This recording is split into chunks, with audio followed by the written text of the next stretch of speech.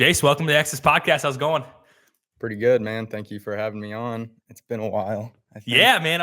This is one of my favorite episodes of the year where we get to recap everyone's season, and you had an exciting one to say nonetheless. But before we get in that, I know you've been on here before, but go ahead, reintroduce yourself, what you do here at Exodus, how long you've been here.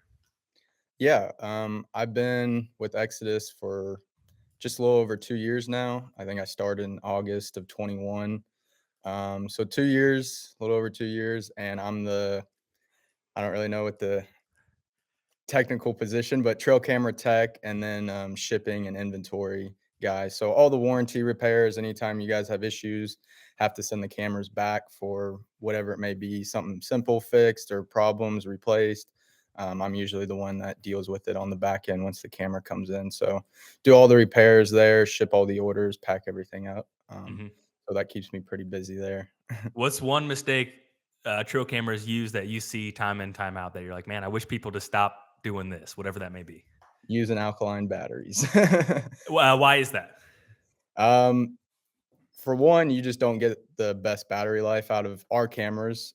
People always bring up the point when I say, use lithiums, not alkalines. They're like, well, they work. I've always used lithiums. They work in my other cameras. Well, we're a different camera. There's different specs to every camera. So different power consumptions and everything like that. So alkalines, you just won't get the longest battery life. That's the big thing. The best performance out of the camera. It working to its fullest potential.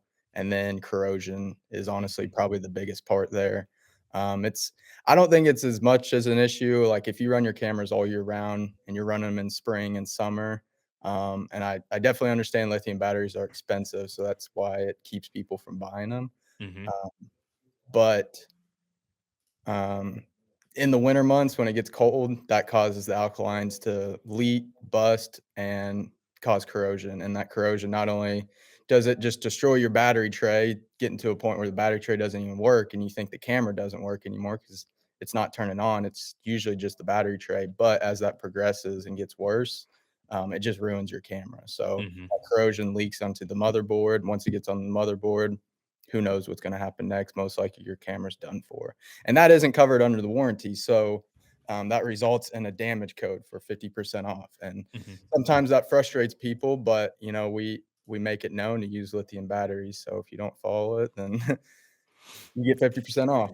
Yeah, for sure. And I think that's something we preach for so long. And I totally get it because lithiums are expensive, but especially this time of year with temperatures, hopefully, depending on where you're at in the country, they're getting well below freezing. And that's where that Yeah, performance is really going to be hindered. And yeah, that's a where lot, it a lot of things go wrong. really matters is coming in these few months here. So Mm-hmm. Yeah, that's that's good insight. And so I want to hear. I know you were hunting a specific deer in Ohio, and not just a deer, but I'd call it once in a lifetime buck. I know you already shot a once in a lifetime buck there in Indiana. You have yeah. the throne for biggest deer shot by an Exodus employee, but you were hunting another really giant deer. Tell me kind of the story behind that, when you found him, and just kind of how things unfolded.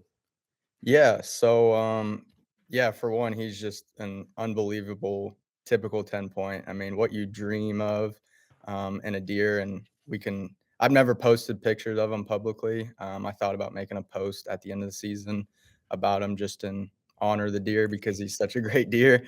But we can post pictures if you want or whatever on the Exodus Mm-hmm. page. But yeah, last year, I moved, beginning of 22, I moved to a different area where I was living in Ohio and started picking up some new pieces. That summer, driving around with Lucas, our old worker, we just driving around glass and bean fields. We saw a few different times. It wasn't like every night they were in this field, just a couple occasions. We saw two absolutely just giant deer.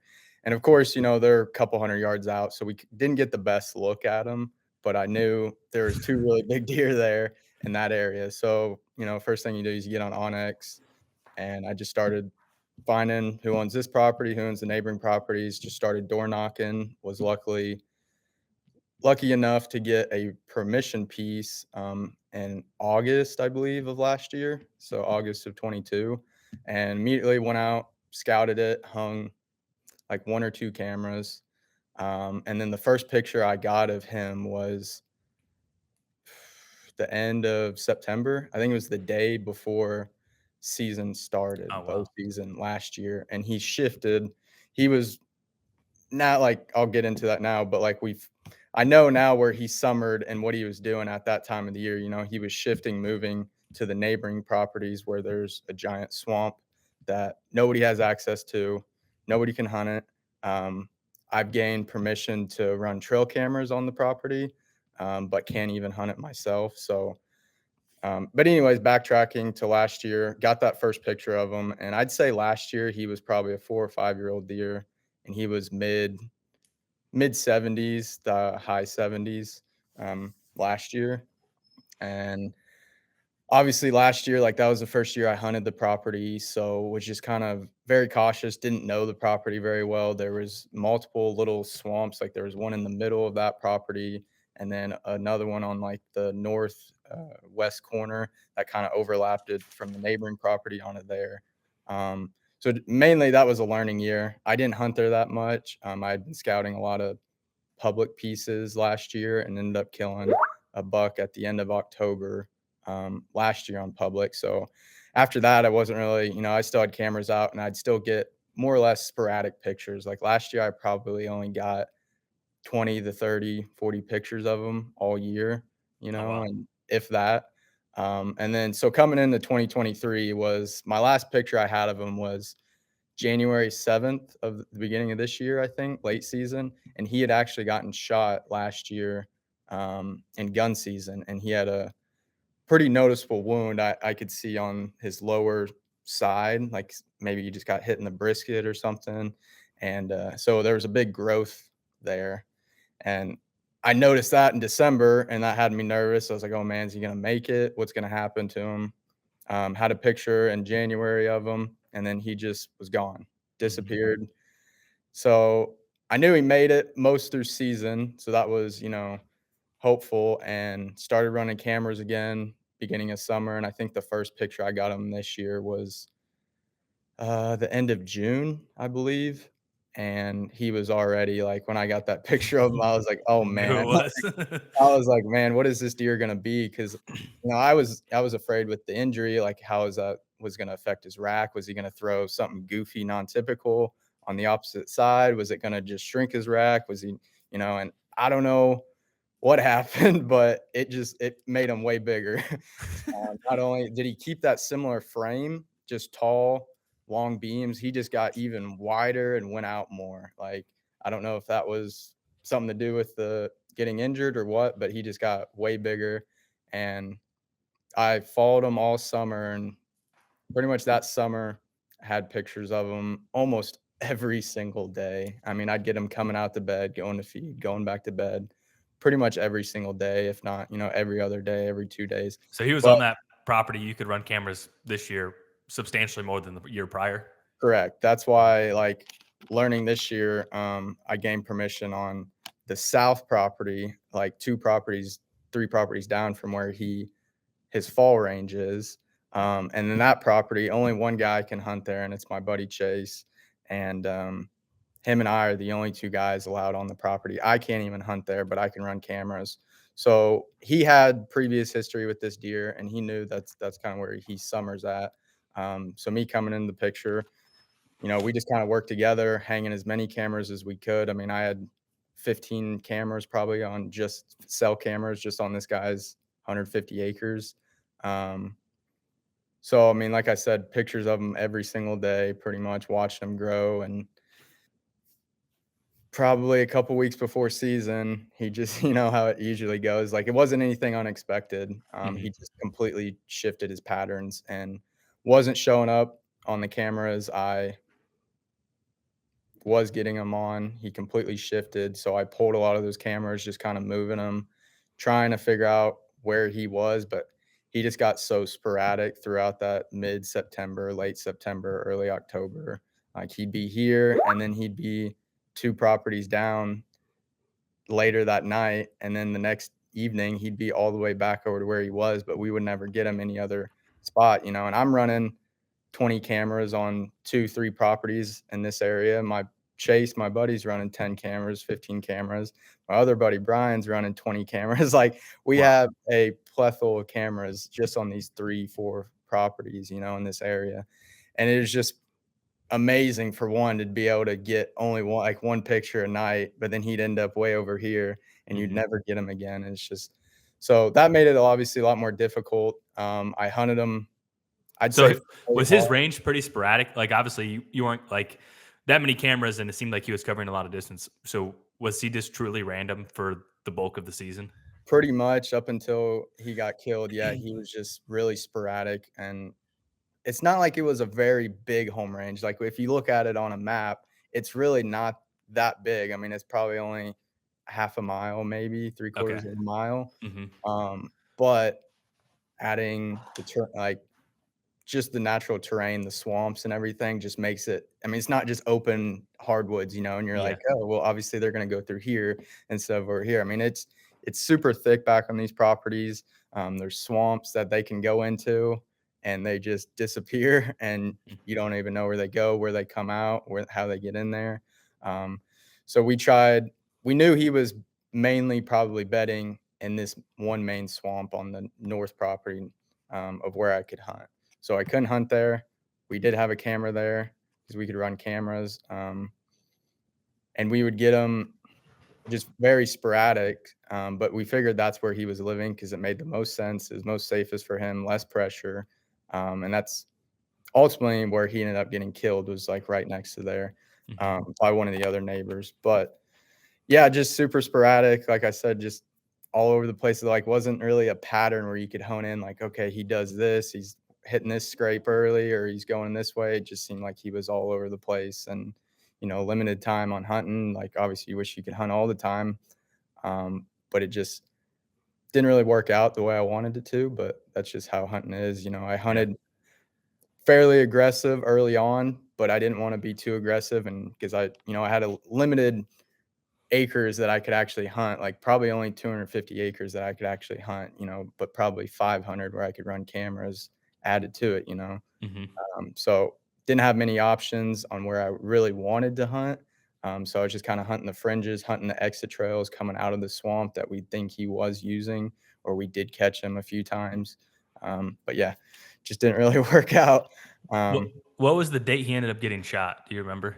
I think it was November 2nd. Um, Okay. the the evening of November 2nd, and I actually had pictures of him that morning, um, and, had to work.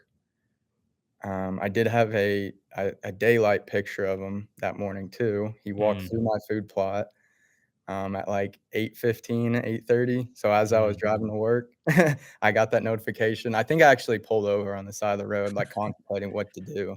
Like, I was Uh-huh. like, "Should I just go to work?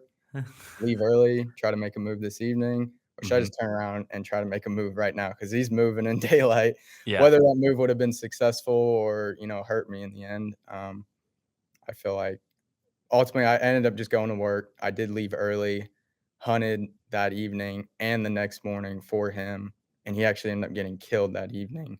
Mhm. We did have a picture of him too on Chase's camera coming out of that main swamp where we thought he bedded about an hour and a half before dark. Mm. So that was his last hour of life. We That's got a crazy. picture of him, and there was actually another big buck in there too, and I mean, they're both over 170 probably. The other one, I'm not really sure. I know the deer we're talking about. I called him Pretty Boy was his nickname. Yeah. That's what Chase called him when I met him, and Chase had history with him. He actually has both his matching sheds from 2021. Oh, wow. Before I started hunting him. He had history with him that year and the year prior, I think. So since 2020-ish, he's had history, I would think. I know 2021 was when he found his sheds, and I believe he actually shot him that year too and hit him in no man's land. So this But dude he was got shot probably twice. yeah, yeah. Jeez. He got shot twice and lived and never seemed to his injuries never seemed to affect like his rack, obviously, because he just Yeah. got bigger every year. So his sheds, though, from 2 years ago, around mid 160s, and I'd say he was probably a 3 or 4-year-old then. Wow. So yeah, just a giant. It's crazy just how some of those deer obviously have almost 9 lives, quite literally, and then how important it is that those deer just find a little tiny little sliver where they can hang out and at Yeah. least stack the odds that they may live. And then I also always seem like these stories where their deer are just super random, like it's Mhm. really any man's game that will eventually kill them. It's like Pretty people much. think when like a bunch of people know about the deer, so you think, man, he'd be easy to get killed. But it seems like sometimes those are the deer that somehow squeak by. Yeah. Yeah, for sure. I mean, I know, like, my tight circle where we hunt, like, we weren't the only guys that knew about him. There was after last season, there were a lot of people I talked to in the area, they knew about him. A lot of people knew about this deer. So, yeah, it was just pretty impressive how long they can live and make it to get to their size and not get shot. Would you Is do anything different? looking back, I probably would have hunted maybe a little bit more aggressive and maybe a little bit more. Like the tail end of October or even like the front end of October or all the way through? Probably even the front end of October and the tail end more. I mean, I hunted pretty hard the end of October. That's usually when I start hunting hard, unless I have something Mhm, worthwhile trying to hunt early October. Um, But yeah, I'd say probably even early October, even though he wasn't, showing up like I wanted to. Like, it doesn't always mean just because he's not on your camera doesn't mean he's walking right behind it, you mhm. know? So, I feel like I should have probably hunted a little bit more, maybe a little bit more aggressive in October. But honestly, I just he made it this long, and he knew where he was able to live and be safe, so I thought my odds were higher. I didn't think he would get killed November 2nd, but Yeah. I mean, anything can happen in that time frame. You don't really know what they're gonna do. If they wanna get up and Yeah. walk around in daylight, they're gonna do it. If they don't, they don't. Like, there's no you can't predict what they wanna do. Yeah, that's really tough, but nonetheless, an incredible whitetail. And so that happened November 2nd, and then you drew a Kansas tag this year. So how excited were you to head west? Oh, man, I was super excited. That was first time I've been farther west than Illinois, so, Mhm, I've never even been to Kansas. I've never made a trip out any western state, even just for vacation or anything. So, yeah, I started looking into Kansas probably I mean, last year I bought a preference point, just so I planned on going this year, and I just wanna make sure I was guaranteed to draw. So yeah, I drew this year, super excited, and just kinda wung it. Like, I had some I mean, Chad went out there 2 years ago. I think Cameron's been out there to turkey hunt. Like, I had some intel, like, got some pins from Chad, like, mhm, tell me some spots to check out, but real really, like, when you're going to do something like that and you're limited on time and you've never scouted it, it's just really just get out there, drive around glass, and scout until you find one and not just hope on a good spot because it looks good or past people sending you pins or whatever. mhm. So what did you do? So you drove around Glass, and what made you end up settling in the spot that you did? So yeah, probably the first day and a half, 2 days, I didn't even hunt. I just woke up right first thing in the morning, right as it was getting daylight, and just drove around Glass checking out, a bunch of the walk-in pieces.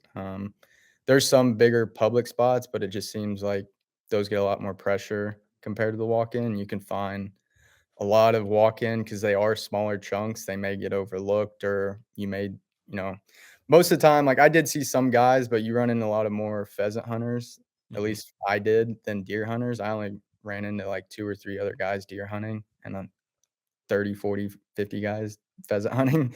Wow. Um, but yeah, just driving around, glassing a lot, trying to just locate a deer or a higher density of deer, and that was one of the cool things is, like, just, like, the first morning I was there, I get up, first morning in Kansas, I just rolled in at, like, 11 o'clock the night before, parked at a piece of public, slept in my truck, woke up, drive around. First 10 minutes of drive around, I see, like a 140 just chasing a doe in a Mhm, random field. Like, it's just stuff that you don't really, yeah, you can see a 140, 150 here in Ohio during the rut chasing the doe, but to be able to drive around, be like, oh, there's a nice one. Oh, there's another one down the road. And it's like, where they come from? Like, mhm. and it's just nothing openness, just little draws here and there. And they just come out of those and then they disappear. So, yeah, a lot of driving around, glassing, and it helped too having Cameron was already there.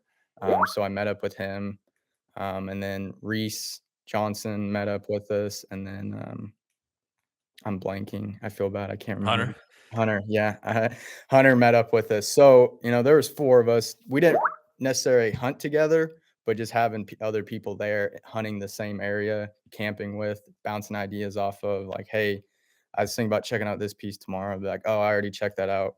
It looks good, or no, it doesn't look very good. Don't even waste your time, because that's the thing. Like, I drove so much. Like, I mean, it's not like all these pieces are just in a small little centered Right. area. It's like one piece of 80-acre weehaw here, and then you got to drive 10, 15 miles this way to get the next piece. And it's only 60, 70, 80 acres or whatever it may be. So a lot of driving. I only like would scout if I really found something that looked good. Like, I only scouted a couple pieces, and was just trying to find fresh sign. And really, what ultimately led me to going to the piece I hunted, I will have to give Reese some props on me killing my deer, because I was struggling a little bit. Like, you drive around, like I said, and you see a lot of deer and you see good bucks. Most of the time they're on private. They may be close to the public or walk in or whatever, but it's like, I don't know if it's worth trying to go to this walk in just because I saw one good buck 500 yards down the road or half a mile down the road. Like, they could make it over there, but they could run through that piece of walk in about 30 seconds and be out of Right. it onto the Yeah. private. So, um, yeah, I was just kind of struggling, and I think it was day 4 or 5, of me being there. Um, we were at camp that night. I was bouncing ideas off of Reese, and I was just like, "Have you checked out these spots? Have you checked out this?" Because I will give props. Reese is hands down. I mean, that guy can go anywhere and get on deer. I mean, it is. He rolled up in the camp, got out of his truck drinking a Coors Banquet, and was like immediately getting on Onyx. Like, it's time to go and hunt some bucks, and he was ready to go. So, yeah, I just talked to him, and he had checked out. He basically gave me like 3 or 4 pins, I think. He's like, "I checked out these spots. They all look decent." He actually hunted the spot 2 or 3 days prior to where I killed, and he's like, "This is a really good spot." He's like, "I know it's getting some pressure." Um, he actually did find a trail camera, so there was a trail camera on this piece of On walking public. illegally. Against the law. Yeah.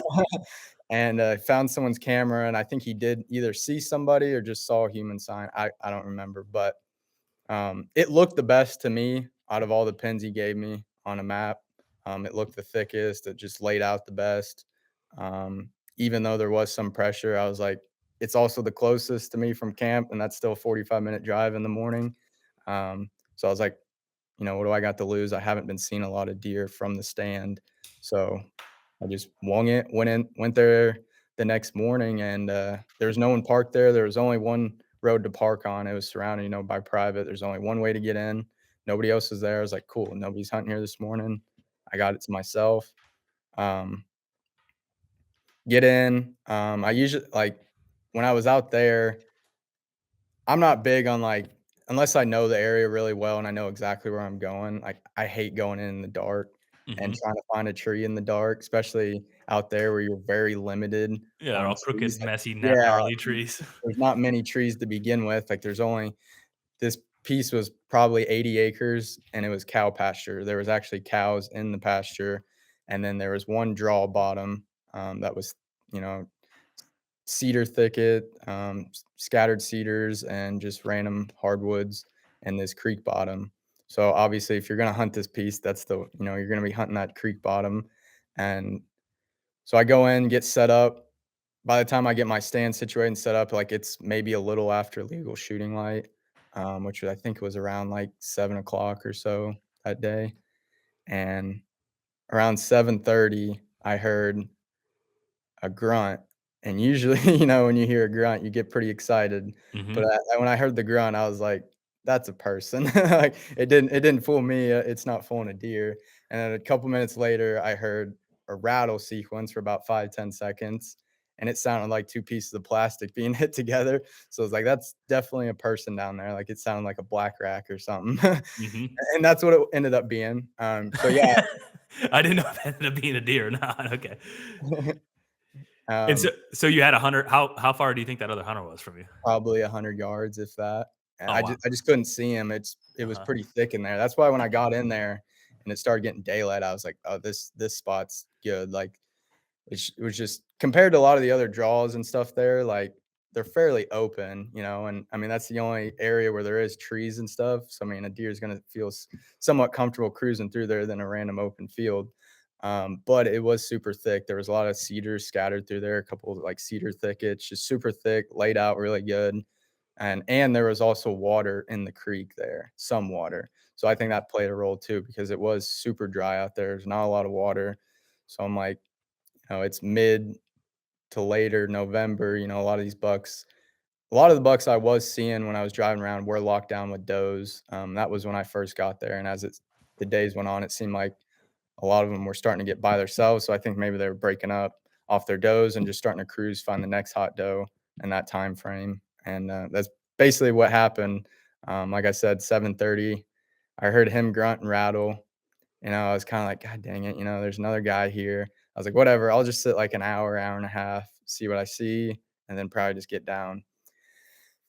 Oh, like 30 minutes later, on the other side of the creek, I'm up on the little top, it drops down, creek bottom goes back up, and then it goes into the other side of the pasture.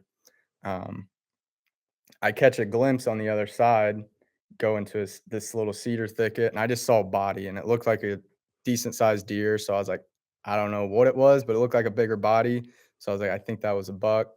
And I guess he stopped back there. I didn't see him come out. So I grabbed my grunt call. I turned, grunted just two little bark, bark, and whether he came into my grunts or he was already going that way. Because if he woulda stayed on the other side of the creek, I woulda had, like, one opening at, like, 30, 35 yards because there was just so many branches, but he came out of the cedars and cut straight down, crossed the creek, and came up, basically quartering to me, coming up the little embankment there, and, came into 11 yards and drew back as I was drawing. He caught some movement and luckily he didn't look right at me. He looked like out in front of me. So I don't know if he saw me or saw something else, but he was pretty close. So you got to be, on your P's and Q's when they're that close. And yeah, he would stopped, looked, and he stopped right behind a tree. So I had to wait for him to take a couple of steps, put his head back down, flipped his tail, took like two more steps, stopped him, and finished drawing back and let it fly. And I I immediately went into a panic, which is not what you want after you shoot a deer. After I saw him come out, I was like, oh, for sure, shooter. He's good, good Mhm. enough. I didn't really even know what he was. I didn't know if he was an 8 or a 10. I just good enough. I'm shooting, and I made the shot, and it did not hit where I was aiming. So I immediately just started panicking a little bit. Just tried calming myself down. Had to get out of the tree. It's hard for me to just sit there um, and just wait. So I wasn't gonna go track the deer, but Sure. I had to get down. I didn't have service where I was at in this bottom, so I was like, couldn't call anybody. So I was like, got down, and I saw my arrow. It zipped right through him, and so I just went over to my arrow because it's only 10 yards away. Checked my arrow, and it was just a super bright red blood. Not super bright, but fairly bright, I would say. But it was like the whole arrow was painted like a thick coat of just brighter red blood. And then on the ground, there was like a splatter of like spray, not like splatter, but like it sprayed like it hit an artery, maybe. So Mhm. I was like, okay, um, that's maybe a good sign. So, anyways, just stuck my arrow in the ground, backed Did out. you how long did you see him after the shot? Not very, like Yeah, just 5 seconds. there and And gone. because he turned around and ran back up in that cedar thicket, and then once he went in there, he was gone, and I Mhm. couldn't tell if he, like, went straight up because it basically on the other side of that cedar thicket was just pasture, or he could kinda cut back this way and go, like, follow that drainage that he was cruising down, so I didn't know where he went after that, but basically, I saw my arrow hit, like, high and back a little bit, Mhm. um, but he was quartering to me, but it just I don't know, it just so many emotions and variables go through your head, it doesn't go where you want it, so you're just like, "Man, did I hit no man's land? Did I hit nothing? Did I just hit muscle? Whatever?" Mhm. So I called Cameron after I backed out. He helped calm me down. Um, Backed out for I think 4 hours or so, 4 or 5 hours. Cameron came in. We, got on blood, like, right at the initial shot, and as soon as we started walking, it just disappeared, and we're like, "That's not good." Like, there was blood at impact, like, it sprayed, and then it just disappeared, and we just kinda started following the leaf trail up into the cedars, found more blood, and it was just, like, a little here, a little there, a little there, a little here, and that's how it was all the way for 150, 200 yards probably, and then Mhm. we got to the fence, and we could tell that he hopped the fence. We could see a small drop of blood on the other side, and at that point, he hopped on the private off the public, so I'm like, "Well." I wasn't too familiar with the laws either, so I wasn't sure. I know some states, they have it where you have the legal right to go get your deer without Mhm. permission, but I wasn't sure how Kansas was, and it seems like it's kind of just like a gray area because I really don't know exactly. Like, I even talked to the game warden for the county, and she couldn't even give me, like, a Oh, wow. definite for sure answer. It was like, if it isn't marked "no trespassing," then you can go on there, but, like, and don't quote me on this because 'cause I'm not sure, Mhm. but if it is, then you have to have permission, but if you do go on there because it isn't marked, and if they see you and the landowners tell you to leave, then you have to leave. Like, it was so, like, so at that point, we're just like, "All right, we'll just back out, and I'll just get a hold of this guy and try to figure it out." Well, his tax address on Onyx said he lived in Oklahoma or something like that. I'm like, "Jesus," so, like, this is gonna be a nightmare. Mhm. Um, Luckily, the game warden of the county actually lived right down the road, and so I went to go stop at her house. She wasn't there. I got a hold of her. She had that guy's phone number because she lived right there next to his property. Lucked out, yeah. Yeah. So I called the guy, and at first, I didn't think he was gonna give me permission. I don't know if I just worded it wrong or I don't know what happened. At first, he just, like, was like, "Wait, what? Where you at? Where you're on my property?" And I was like, "Oh god, this isn't gonna end well." And I was like, I'm in Kansas. I shot a buck, on this walk-in, and it ran on your piece." And he was like, "Oh, okay. Yeah, that's fine. Go go do whatever you need to do." And he Uh-huh. was a super nice guy. He's like, "Send me pictures if you find them." And that took a couple hours, of just trying to figure out that whole situation. By that time that I did get permission, I was also trying to find a tracking dog, because I didn't feel confident going in there with that blood trail we had on if this deer is dead, like, Mhm. the best way to find him is with the dog because, I mean, out there, it's onto his property, it was, like, knee-high to waist-high CRP grass with scattered cedar trees everywhere, like, it was super thick, and then there was another drainage creek bottom on his property too, so I was like, it's just super thick, like, on that tall grass, if he was dead, like, you would almost have to step on him to be able to Mhm. find him, so I just felt like my odds were the highest of getting a dog. um, so by that time, it was almost dark, like, there was only, like, an hour or 2 left of daylight. I got a hold of a dog tracker, and he couldn't come till, the next morning, so, unfortunately, I had to wait till the next morning, so it had been already 24 hours by the time I went back out there, and got the dog on the trail. We found him in 20, 30 minutes, if that. So Mhm. it was pretty quick. And so, yeah, I mean, I went in there. I was trying to stay, obviously, keep my confidence high, but I just wasn't fairly confident with the amount of blood we found. And then where I thought I hit him, I just wasn't confident really that we were going to find him. But at least the dog would have told me for sure, like, he is dead, here he is, or he's not dead, he probably made it. And I feel like that would have been a better judgment to make, from the dog and the dog tracker knowing more than I do. Mhm. So when we found him, I mean, there was absolutely nothing left of him. I don't know Oh, if man. I showed you the pictures or not. Yeah, I seen him online, yeah, I seen Yeah. that he got cleaned up pretty good. Yeah. So there was the coyotes got to him and pretty much ate his whole back half, like up until probably about his chest down was just down to bones. Like it was all gone, which was honestly, when we walked up on it, when he was like, "Hey, he's right here," and I ran over there, I was like, "Is this my deer?" I thought it was another deer because I was like, "Holy crap, how did?" And he's like, "Oh yeah, man, these coyotes." He's like, "One coyote could do that in night," and I was like, "I don't know about that." That's a lot of eating for one coyote, but there's probably a few for sure. And I know out in Kansas, especially where I was at, the coyote population's pretty high. Hmm. But you found him. I mean, Yes, I did that's find it. that's the that's the Yeah, emotional roller coaster of that yeah, I was whole ordeal. stoked. So first like I would say like first true out of state like trip, Yeah, and you for connected with the sure. buck in like 4 days. That's got to feel pretty good. Yeah, I mean, obviously, like, my standards weren't too high going out there, like, they lowered as every day progressed. So to be able to kill 125, 130-inch 8 mainframe 8 point, yeah, I'm pretty happy about that. Yeah. Um, yeah, it was honestly just an awesome trip, and to be able to go out there, yeah, like, my first real out-of-state trip and be successful, with the bow on public, like, you can't beat it.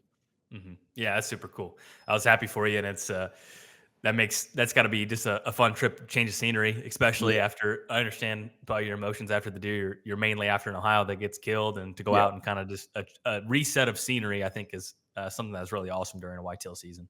Yeah, yeah, it definitely was, and honestly, like, as the season's dwindling down, like, I still have an Ohio buck tag, but a lot of I had another target buck that I was hunting, wasn't as big as that other one, but he got killed during gun season, and I just haven't had anything on camera, and I'm not saying I rely only on my cameras to show me what's there, but when you have cameras out for months and nothing's showing up, like, it's a little disheartening, and honestly, what interests me more and, like, sparks me wanting to go is like an out of state trip. Like that was the most fun I've had. And I don't know, just being out there in Kansas, middle of nowhere, Kansas by yourself. And like your one goal is to kill a buck. Like that is your Hmm. goal. It's like nothing else matters. You can just, everything else just let go and just hunt. Like Yeah.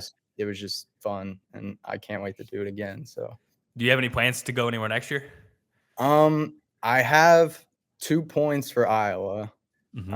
I know there is a couple maybe units I could draw, um, but I don't know if I'm gonna do that or not. So I'm undecided whether I wanna put in for Iowa and try to get drawn for certain units or just hold off another year, gain another point, Hmm. and maybe try to draw Kansas again with no points. I'm not sure yet. So either Kansas or Iowa again, um, but I haven't made it up. So Yeah. definitely probably go Good back to decision to have to make. yeah, I mean, it's 2 pretty tough choices. Yeah. No, that's really cool. Anything else here to wrap up your year? Any other thoughts? Um, no, not really. Still got some time here in Ohio, so if I want, I'll hopefully I can get it done, but like I said, there's just it's not worth shooting at this point, just a smaller buck just to fill a tag, you know? Mhm. So It's an awkward it's time of year, awkward it time of is, season for it's everyone I very talk to. They're awkward. like, like that's the same, like same, like yeah, there's some deer, but I don't really know if I really want to kill one, and they Yeah. really haven't been around much, and we need some cold weather. Yeah, and I don't have a lot of good food sources, like late season food sources to hunt, right now. So I do have one, my family farm that's about an hour north. They left like some of the beans still standing. I hunted there over the weekend. It was warm though, and it was just Saturday evening. I hunted there for gun season, the second gun season in Ohio, and I didn't even see a deer. So, um, and I've ran cameras up there all year, and I haven't had a deer over 120, 130 on camera. So it's just not very encouraging to go, I guess. But there's food there. If it gets really cold, I'll definitely go up there and make a few sits just to see what I see. You never know what might Yeah, show up. So, yeah, no, that's awesome. Well, where can people follow along with what you have going on throughout the year? yeah, if you want to follow me, I don't post a lot on Instagram, but I think it's just Jase Auto 16 on Instagram, and then Jase Auto on Facebook. But if I don't know you, I probably won't accept your friend request on Facebook. It's a little more personal. I So don't wanna follow you see on Instagram. yeah, just follow me on Instagram. If you wanna message me, go for it. Not the most knowledgeable dude out there, but I seem to have had a decent amount of success over the past few years. So I don't know what I'm doing right, but I'm doing something, whether Yeah, it's luck or not. Um, I don't think so. No, I think just your point of like in camp and be able to bounce ideas off each other. I think that in itself, it's like it kind of helps you reaffirm what your gut already kind of says, exactly. just to bounce off a few other people that are in a similar boat. So I think if anything, that's always fun to do. And Yeah, um, and having 2, 3 other guys that are, better whitetail hunters than I am definitely helps. So, Yeah. yeah, that definitely played a big role in my success out there. So, um, but it all comes to 2, climbing the right tree and making the shot. So, Yeah, I mean, there's a lot there's so much that has to go right. Did you ever end up running into the hunter that was like 100 yards away from you? yeah, yeah, I meant to bring that up and I forgot. So when I backed out the first time, um, I was just I was waiting on Cameron to get there, and obviously I was just waiting a few hours. So I just basically just sitting there in my truck um, until about midday, and he came out and I talked to him, and he got dropped off that morning Uh, before I did. So that's why I didn't see him. And he had been hunting there all week, I guess. Um, he said he'd been seeing good bucks, just nothing I guess he wanted to shoot. He was actually from West Virginia, so that's kinda cool, somebody fairly yeah, close to me all the way out there, but, yeah. yeah, he had been seeing deer, and I was like, "Man, I apologize, like, I wouldn't have came in there to hunt if I knew you were in there," because like I said earlier, like, there's not many spots to go, Mhm. and it's a small piece like that, so you're probably gonna be sitting on top of somebody else if there's more than one guy there. Um, but yeah, he was super cool older guy. One other thing too that he said, um, he had been hunting there all week, and I think he said he saw like 12 coyotes in that 4 or 5 days of hunting and Oh, there you killed go. like 3 or 4 of them. I'm Oh like, my gosh. holy crap! And that was before I found my deer. So then after finding him the way he So 9 was, left, yeah. I was like, yeah, that makes sense. Yeah, yeah. But That's yeah, crazy. super nice guy. He did have a black rack on his bag. So that's why I heard 2 pieces of plastic banging together. But don't use a black rack. They don't That sound very real at all. you have the infield analysis of how it sounded, and it wasn't very good. Whether he called in my deer for me, I don't think so. Like, when I've told this story before, people are like, "You think he called it in for you?" I was like, "I don't know, man. It was 30 minutes later." Yeah, probably not. I don't think so. I think he was just cruising and just happened to come from the other direction by me first instead of coming from his way, so Yeah. works Well, out in your awesome. favor sometime. Yeah, definitely. Well, congratulations once again, and anyone that sends in their camera to get fixed, you're gonna be the guy that tears it apart and takes a look and repairs it. So I Yep. appreciate what you do, and good luck the rest of the season. Justin, how's it going? Oh, man. Thanks for having me on. Yeah, I'm excited for this. I was just telling Jase that this is always one of my favorite conversations of the year, and this is your inaugural conversation where we get to recap our season, and an exciting one for you too. I know you tagged a personal best, but before we get into that, introduce yourself and what you do here at Exodus. I'm Justin Yuran. I'm the customer support specialist and camera specialist.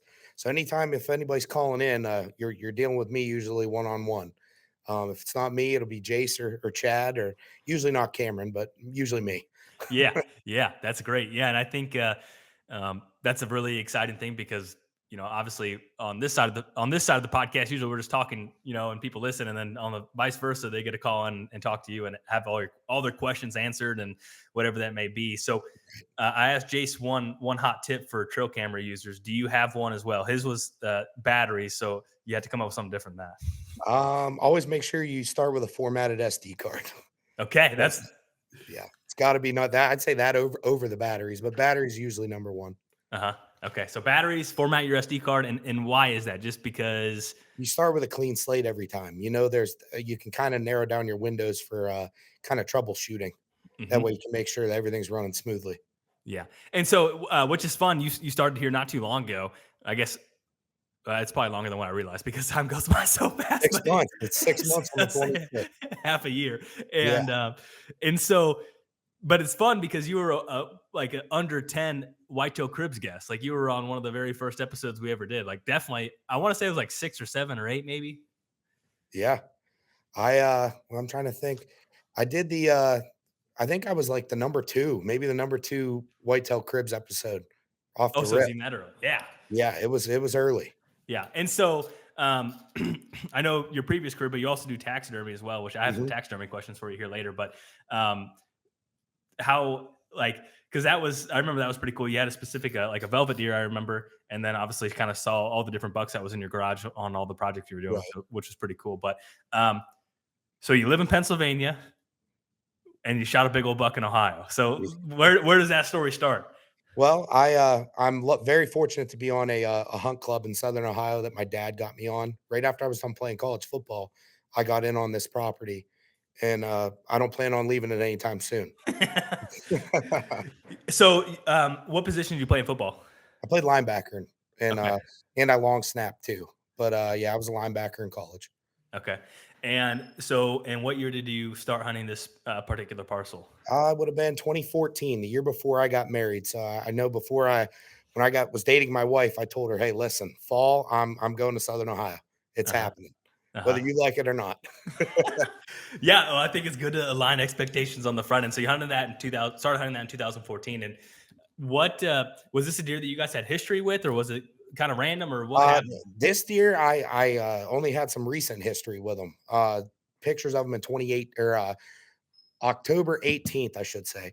The one that I had a ton of history with that I hunted forever. I actually did an episode of the fall podcast, the one giant mistake. Uh huh. I hunted him forever. He was a 200-inch deer, and things just didn't work out. But I mean, that's a whole different story. But no, it was the same spot though.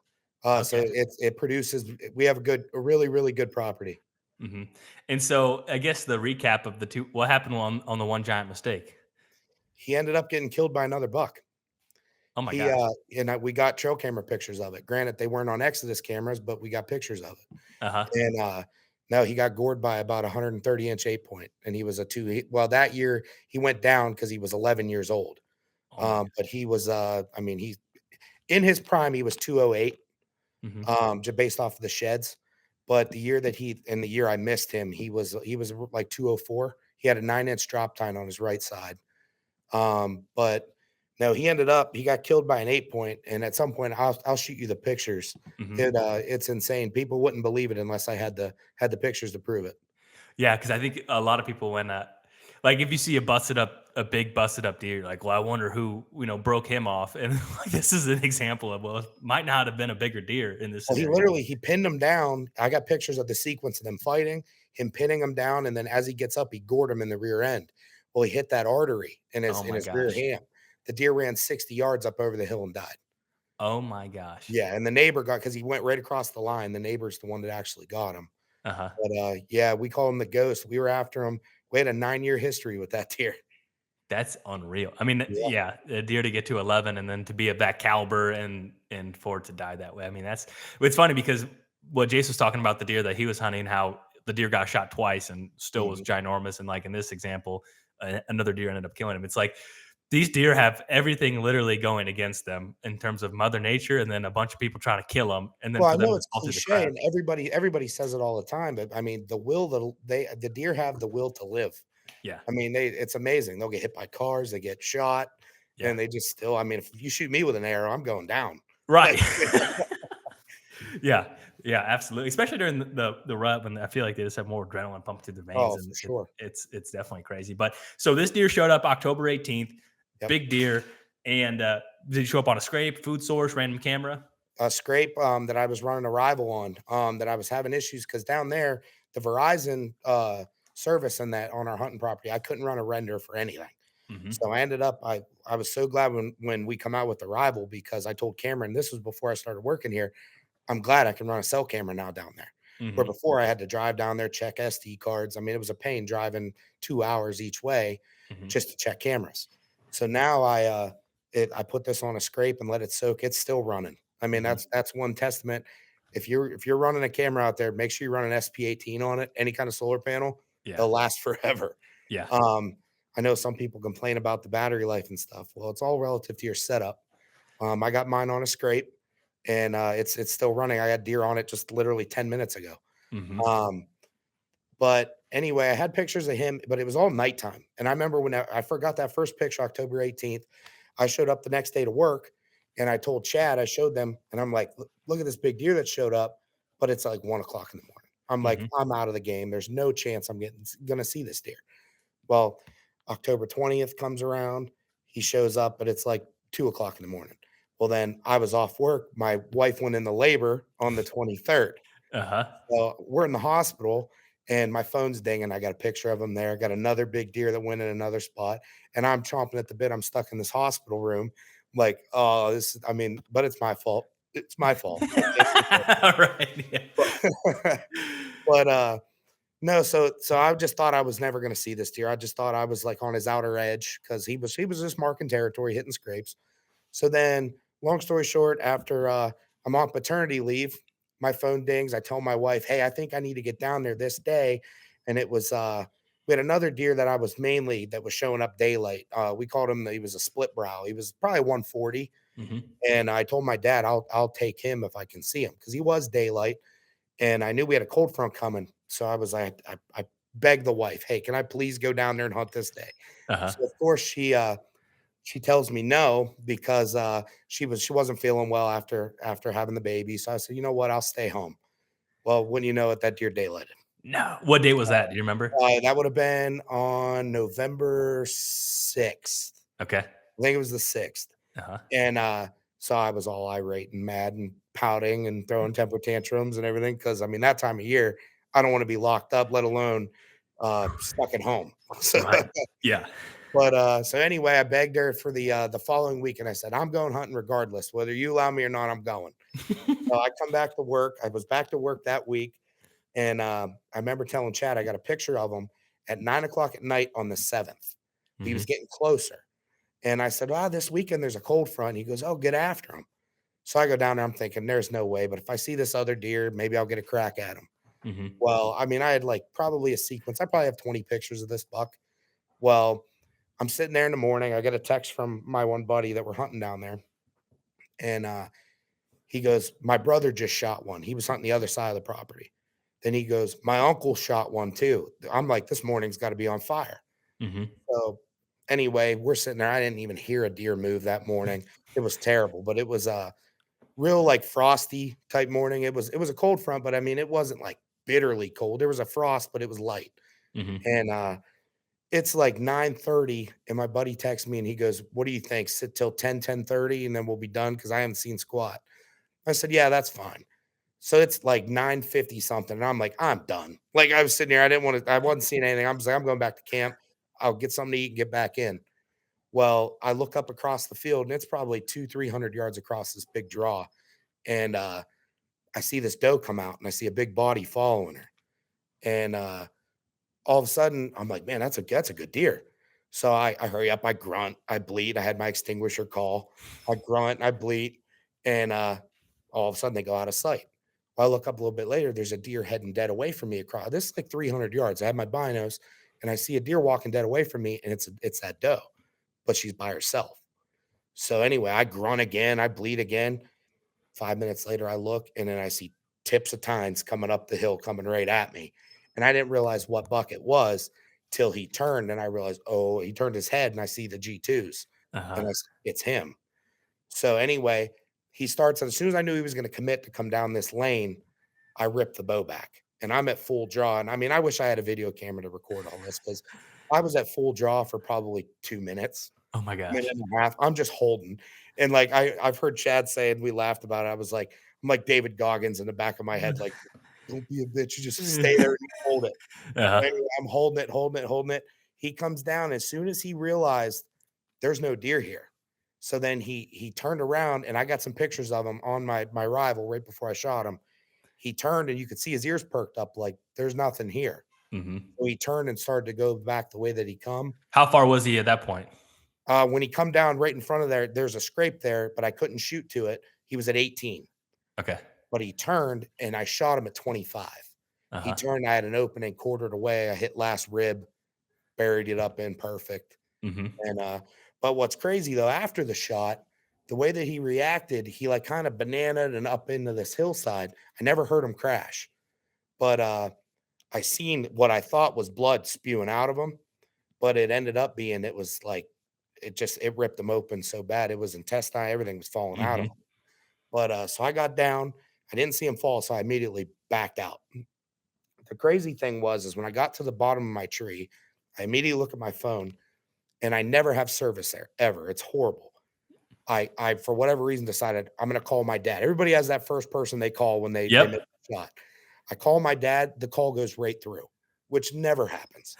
And he answers the phone and he's like, "What happened?" I just said, "I just shot the effing giant. I just shot the effing giant." And he's like, "Which one?" He thought I was hunting his spot, hunting that 140. Yeah. And he's like, "Well, it's a nice bite, ain't a giant." And, Right. He's kind of like getting you back to earth for a second. Right. No, I had a gut feeling that morning. I'm gonna go into my hillside. I just got to try it. The wind was good. I said I'm going there. Yep. So he's back at home, and I call him and I'm like, I shot the effing giant. He goes, "That's it. I'm coming." He goes, "Which one?" I said, "The giant." He goes, "All right, I'm on my way." So he drove 2 hours down. I went back to camp and I was messing with everybody. Told him I blacked out, didn't know what I shot. I was just messing with guys. And they're like, "What? Which one you shot? We know you run all these cameras. We know you know which deer you shot." I said, "No, I don't know. I blacked out. I don't know. I think 120 maybe." Uh-huh. And they're like, "No," giving me all this crap for it. So anyway, when we all did, we gave them a few hours. We decided to go back in. We got all of our stuff together, and when we were driving back to park to be able to walk up in, I pull into an access road on our property, and you go up this big hill, but you can see out across that wide open field that I said. Hmm. Well, we turned around there and we're coming back down the hill where I park and looked out across the field. And my dad's like, "Is that him laying up there?" I said, I didn't have my binos on me. They were in my bag, which I left at the base of my tree. Hmm. And I said, "That looks like a belly." I couldn't tell. And well, we get up there and we're starting to track. And there was blood initially where I shot, which I saw as soon as I got down. I made sure I had blood. And we started walking, and then there was no blood. We lost all blood there. We don't know what happened. Well, long story short, it plugged the hole. That's why I said Hmm. the intestines were falling out, it plugged the Hmm. hole. Well, we walk up around the corner, and my dad's like, "I'm just gonna go up in here just to see if that was him laying there." Well, he goes up and he goes, "There he is." He started going nuts. And he goes, "He's a stud." And we walked up on him, and I mean, I'm still tickled pink about it. I mean, I just can't Yeah. stop. I mean, I've watched that video of my walk up on that deer probably 50 times. Yeah. That's awesome. And it's crazy how those moments are just forever engraved in your brain. And I know Oh like yeah. people who don't hunt, like they just you tell them that, and I don't think they truly understand that. But I know you could go back in your brain right now and the Oh, you play smells, it the frame by sights, frame. yeah, yeah, and just relive it. And it's cool you got a video of the reaction too. And so you went up there and then was the rest of the party like, "You bastard." Like this is Oh yeah, oh yeah. Well, when we were up there, my one buddy was like, "Listen, there's 4 of us down here. Why'd you call your dad to come down if it's just like a 120?" Yeah. He goes, I wasn't born yesterday. How big is he?" And I said, "He's all right." He goes, "What do you mean all right?" He goes, "I know that." He's the one that said, "You run all these cameras down here and you're telling me you don't know which deer it is?" And I said, "Well, put to you this way, I wanted it to be a surprise because it's a slammer." And so then he was all jacked for me and stuff, but he didn't ruin the surprise for the other guys, so which was pretty cool. Yeah. No, that's really cool. And so the scrape that you got him on this on October 18th, was that the same scrape that other big deer ghost would hit in years past, or was it a Yep. different scrape? Okay. Yep. It's a community scrape that I found a couple years ago that it's on this access road that you would think would be kind of overlooked. But Hmm. I moved the set there last year because I mean, put a camera on it and I had daylight after daylight after daylight of several different mature deer. Hmm. It's just it's a doe, it's on the outside of doe bedding. Hmm. They come down, they travel, and they're going to and from my dad's side of the road, which is ag. Hmm. And so they're going back and forth. They come out of this bedding across that big field. They come down, go right down that road right to the ag. Hmm. And I got right in the middle. Hmm.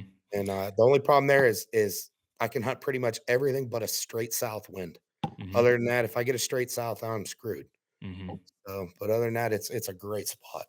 Yeah, I love those camera locations. Like if when people say like if you have one camera, where would you put it? Like exactly what you just described is always my answer, which they're Yeah. hard to find. But when you find one like that, gosh, it's like you're gonna know more than likely what's spending some time on that farm. Oh, absolutely. I mean, not to plug anything. I know some guys are 4 cents, some guys aren't. I'm a Smokies guy. Uh-huh.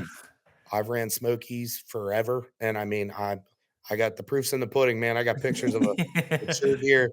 Granted, he ain't a booner, but he's close. It's a Yeah, clean 10. he's a big deer. Yeah, that's really cool. So, I have to ask you, what is your all-time favorite mounting position for a whitetail? Are you a semi-sneak guy? I mean, I say, "Hey, Justin, I killed a big deer." He's a perfect 10, for example, so he doesn't have a good side or a bad side. What is your favorite form?